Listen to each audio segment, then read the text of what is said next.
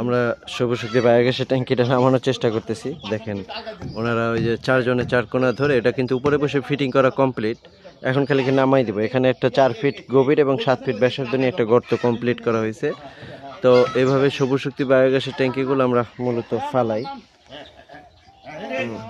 এই যে নিয়ে আসতেছে।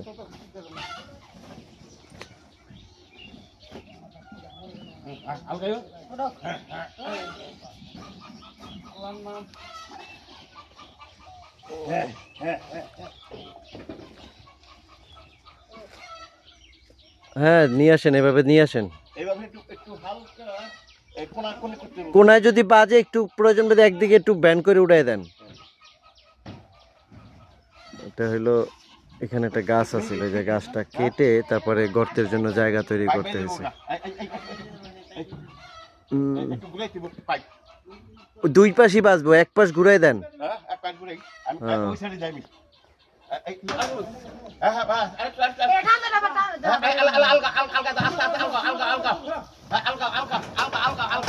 এই তো আসছে, এই তো গুড। এবার সরেন, আপনি সরেন, আপনি সরেন, আপনি সরেন।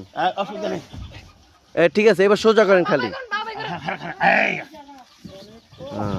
গুড।